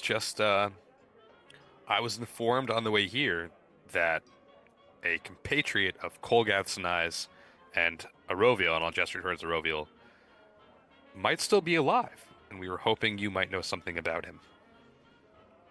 You came here to ask about finding a friend? I know, Strange. not a typical place to look, but Don't you have Desperate your times. own resources to find people here? desperate times, desperate measures. Well, isn't this a sight? You want something from me. I can assist in a hunt. I would be glad to serve you. I am an expert tracker. Jesus, how do you... Oh, Jesus, I keep doing that. Hell, how do you see with your nose so far up his ass? Would you like me to cut your nose up and shove it up mine? I mean, if that's what gets you going, buddy, you're fucking sick. We already made that conclusion a while ago. I mean, based on your vestments, the whole, like, tight leather look. I mean, it goes down here, I guess, but... It is wearing tight leather, yeah. I look Dwergar at leather. Windfall and decide not to do anything. She like looks down her nose at you with that comment though. She doesn't like it when people side with Hex really ever. So she I looks admire to the it. group. Yeah, I'm sure you do. you would. She looks to the group. I lean over to Everard and I say, you should have said I could use a new lucky rabbit's foot. That would have been a good comeback. Sorry, I'm not very good at these things. Not very good Well, at all. I hate to be the bearer of bad news, but Hex, you've kind of crossed the line, don't you think? Came in disguised. Apparently, from what Snake Eyes says, you tried to communicate telepathically to one of our dealers. Is this true? Just to say hello. You know the rules here. You can't use your powers of Avernus to sway the luck of the die or the deal of the card. Would never You dream know of it. that your daddy wouldn't like that very much. I hate when you call it that. He lost the hand. Rovil's eyebrows. He looks at Hex. Wait till I tell daddy about that. You know he's told you to leave my domain to me. And yet here you are again interfering. And I've noticed something. You there, dealer. Boppy, is it? Mm-hmm. I don't think we've actually met in person. Okay, what's your point? Snake Eyes tells me that whenever Hex is here, he likes to come to your table. Is this true? I guess I'm probably the only person around here who doesn't think this guy pisses gold. Maybe that's why he likes to come see me. Treat her like a real person. Certainly doesn't hurt. Well, Boppy, I hate to inform this, but this is your last day working at the Red Belvedere. All right, whatever. A job's a job. I could find something else to do. The only problem is that the way we deal with firings is you'll spend the rest of your short life in a dungeon down below, strung up by chains. You might want to talk with him. I think he's the one who would like that. To Everard. Yeah. Well, seeing how you are clearly in league with Hex, we have no choice, Boppy. She says, she's like, snaps her finger, and Snake Eyes starts to walk over towards you. He puts his hands on you. Doesn't really move you, just like gets ready to move you. Can I take him off your hands instead? She says, interesting. You're willing to vouch for this creature? He entertains me. What can I say? Well, you know what your daddy would say. He would say that it's my Anything for jurisdiction. his favorite little boy. It's my jurisdiction, so I can choose to do with my employees as I want. As you wish. But how about we make it interesting? This is a casino after all. You want information from me, and I like to see you suffer. So how about this? If you can, we'll play this fair. If you can succeed, and if you we'll call them challenges, then the Harengon's life is yours. What do you say, Hex, darling? The Lord of Avernus, scared of a challenge? I don't see that I have much of a choice. And then, perhaps if you succeed in these challenges, you and your crew, and she like waves her hand at Aroviel, Colgath, Everard, and Boppy. Then perhaps I'll give you the information that you want. Then we have a deal. Great, excellent. And she snaps her fingers again, and Snake Eyes lets go, but goes over towards the back room, and you all kind of watch him. He walks slowly towards the back room, enters, leaves. You all kind of look at each other, silence. Shortly after he comes back, he's got a human, a naked human. It's a man who looks like he's maybe 45 years old or so. He looks like he hasn't been, like, fed or well kept for quite some time. And she says, turn him around. And he grabs the guy by the shoulders, turns him, plops him down on the table. You can see on his back is a infernal contract. It's written, carved into his back. You look at the deal, you see it. It's a boilerplate, typical infernal contract. That saying that if you were to lose said challenge in the casino, that Boppy's life would be forfeit, as the companions that you are with.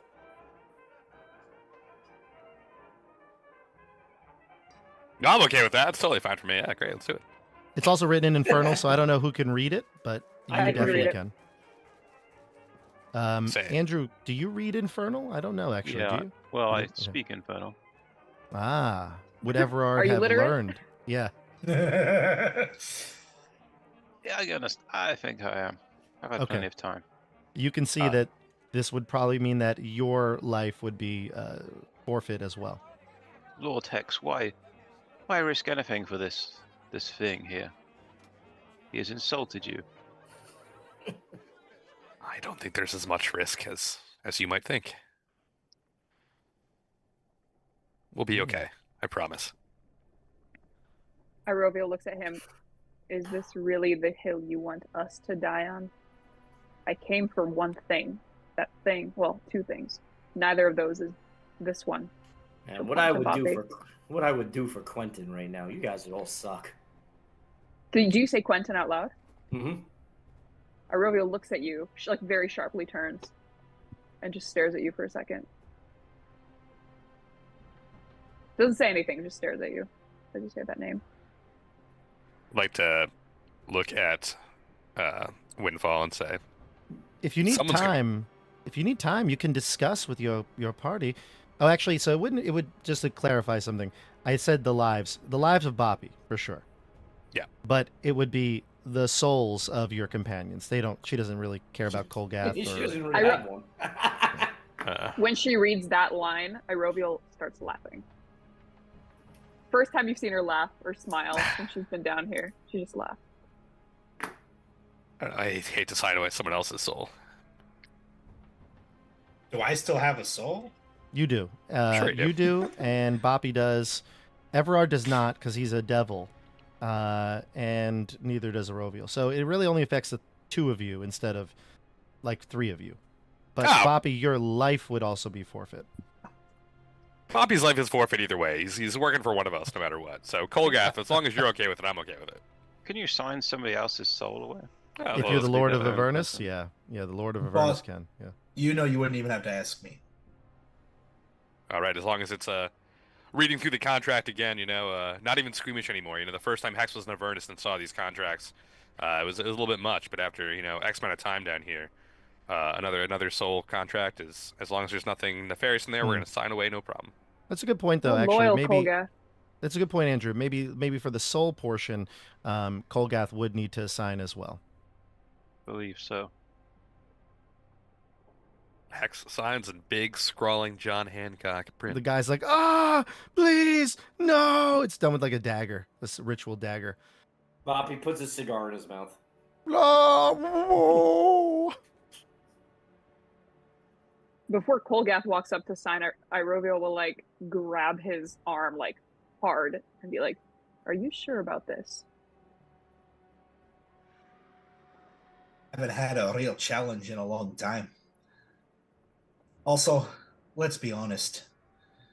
And I get a little like closer to you and speak softer. I lost my soul a long time ago. Can't argue with that. All right. So the I walk deal up is, all happy, smiley, and I do a giant signature as well. the deal is Irovio signed. flashes back to, and I remember this because I rewatched this part of the episode. Irovio flashes back to when she signed an infernal contract on the barge on the river, and everyone shamed her for it, and she just laughs a little bit again. She just laughs. This Been is a so long ago. long time. Things have changed. Yeah. So right now, Are you what's going to to tell lose? me I shamed you for that? Colgath did? I think everybody I'm did. pretty Yeah. sure I rewatched it today, and it started with Weir. We're like turned away in disgust, and then Lucius was like, "What are you doing, Irovial, again?" And then Hex was like, "Again, Irovial, really?" So yeah. Wow. They really got on you for that. I was Um, being a hypocrite. So right now, the contract is this: that if you lose the said challenge, at discretion of Windfall, it'll be a fair challenge. It has to be fair. Boppy's life will be forfeit. So will the souls of your companions. Obviously, Everard, you don't have a soul, and Roviel, even though you don't have a soul, you can sign it knowing that your soul is gone. Sure. Yeah. She'll sign it unflinchingly. Yeah. She doesn't even, doesn't phase her Well, anymore. the guy screams even more when you sign it, but I don't know. Does that still not make you flinch? At this point, no. Okay. Hex smirks. She is laughing at this whole thing. It's so ironic to her that like the reason she came down here. Now these two idiots are also signing away shit. And again, the fact that like they shamed her for this, that back when it would have affected her to be shamed. Like Why she did felt you the all have to shame. sign in cursive? Why? Yeah. Why? Oh, I And forgot so- me. I forgot my middle name. God, it's like a Monty Yeah. Python sketch now. Hex, did you put all your titles? Did you put all your Oh. titles, Hex? Of course. Oh, it has to run down his leg now. It's It just takes brutal. up most of his ribs. Yeah. All right, so Roviel signs, Colgath signs, Hex signs. Everard, there's no need to sign because you are Devil, so you're under Hex's command, or regardless. And then Boppy, you're the one that's kind of prisoner here. So she says, "Here's the deal," and she's gonna spell this out for you.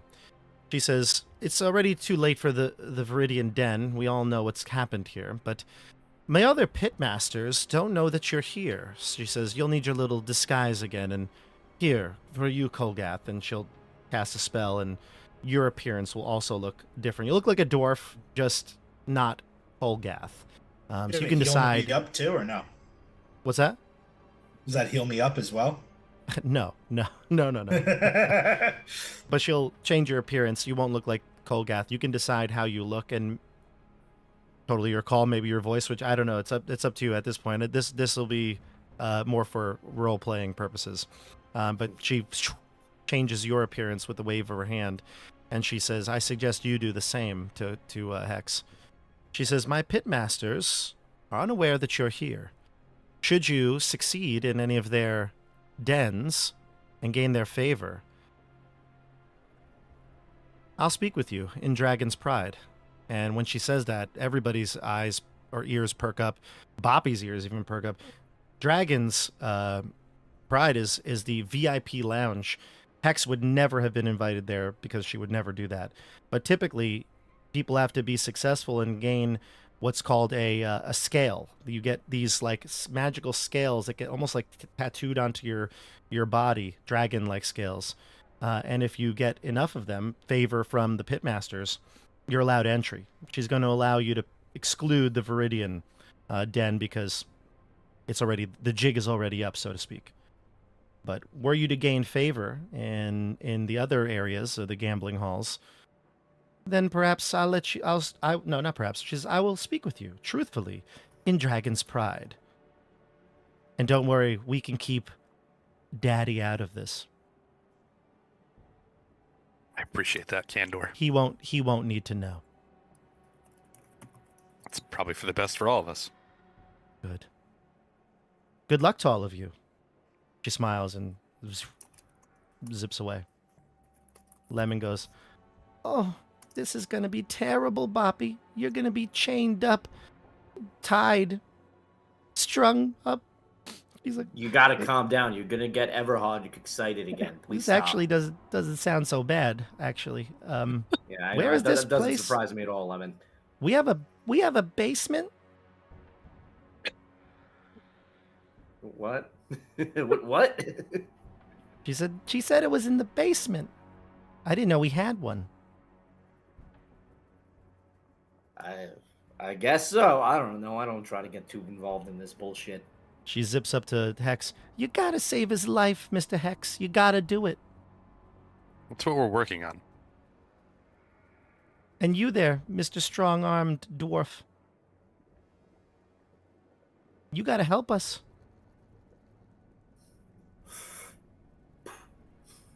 Somebody hear something? What? Hello? She waves her hand in front of you. Mr. Dwarf, What? Mr. Muscly-Armed Dwarf. Oh, I didn't see it there. Well, let's go. Let's move on. Can you fight? What are you good at? Oh, I'm just the beauty. Not the brawn. He's the beast. I get it. And this guy over here. What's your name again? Everard. Oh, dear. Yes. You need to help us. What do you mean? Oh dear. We need your help. Oh, yes, I'm very motivated to save this man.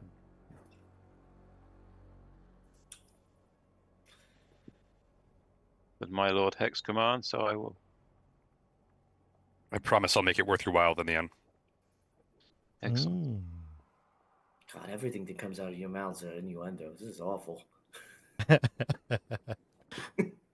You Careful, hear, Rabbit. We are doing this for your life. I appreciate it. Don't get me wrong. It's just phrasing matters when you. I don't know. Just think about what you say.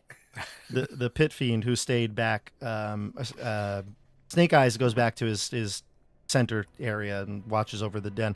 The pit fiend looks to you, Hex, and says, Lord Hex, it looks as though the Alabaster racetrack is having its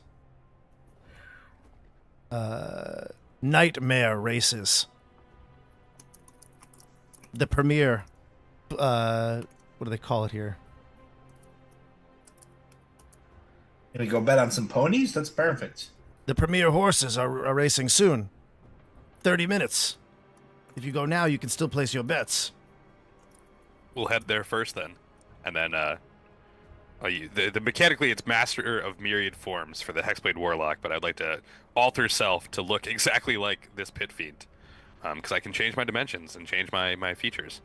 And it's a nifty little trick. It's much better than disguise self. Oh, okay. So you yeah. can look like a pit fiend. Yeah. This specific one? I want to look just like him because I think it's going to be funny. All right. Like I said, looks like an Italian gangster wearing like a pinstripe tuxedo, and he's a pit fiend. So That's it. That's the aesthetic we're going for here. I got a fedora. I got the... Oh, yeah. okay, that's fine. He's like, you look great, sir. And he salutes and heads back to his post. To the Alabaster racetrack then? And sorry about that, Polgath. He like slaps you on the back a little too hard. Hope you have no hard feelings. Of course not. You got me this time. It was a pretty good bite. Gots to admit, but I would have had you on the next round, eh? I'm sure you would, sir. Carry on. And he moves back to his post. So, you head to the Alabaster track? Yeah. Yeah. All right. So, you go across the causeway and up into a large racetrack. Sleek white pillars surround what looks like a modern-day horse racing track. The stands bustle with patrons. The loud noise of the crowd overcomes you, all eager to bet on the impending races. And you can see there's a stable down on the track level. It looks like there's an entry to the stable there, but the stable kind of goes out of sight. And you look up, and there's a viewing section, or more of a VIP viewing section there. And up in the box, high above the rest of the crowd, you can see a crowd of people. They look like devils and all different sorts of fiendish creatures that are dressed to the nines, the nine hells, of course. And you don't see Uvashar, who is the pitmaster here. Boppy, you would know him. He's a Rakshasa. I'll show you a picture of him next time we play, but he's not there yet. So he usually comes for the premiere race, which is going off in roughly half an hour. However, you do notice something, and Boppy, I'd say since you were here a lot, you noticed this first. You see a half-elf. Looks like he's got a crazed look in his eye, and he's staring right at you. And we are going to pause it here and come back next week. The Alabaster Racetrack, see who can win this nightmare race. Great job, first episode, everybody. What are your thoughts? Good to be back. Yeah. Yeah. That was fun. Giving me a limitless disguised self, do whatever I want, change everything. That really that was overwhelming. Well, we'll let you pick it over the next week, and when we come back, you'll describe what Kolgath looks like. Okay? I'm really tempted to bring back Karg's voice. How does everyone feel in the chat? Oh no. God help us. Xander Cartwright's here, so he'll probably say yes, I would believe, Hey, because he likes the what? suffering. You guys got a problem with that? I think that would be a great idea. Come on, let's do it, huh? Zoom. Hey guys, let's have it. Let's. If I get do it. Karg and then Boppy as like a Southern New Jersey gangster, it's just gonna be the whole thing. Great job, everybody. I had a lot of fun. Thank you for playing, and thank you for watching. Dasha did a great job of collecting all the player background, so that the document is, I think, updated, right? We're maybe missing a I'll character update here or it two. shortly. Yeah, check that down below in the description. Don't forget to actually comment as well on this video. It does a good job for the algorithm getting it out there for everybody. And like this video if you haven't done so. We'll be back in 1 week with another episode of Vecna, Eve of Ruin, and Strahd is back on Tuesdays. Thank you very much, and we'll see you on the tabletop. Have a good night, everybody.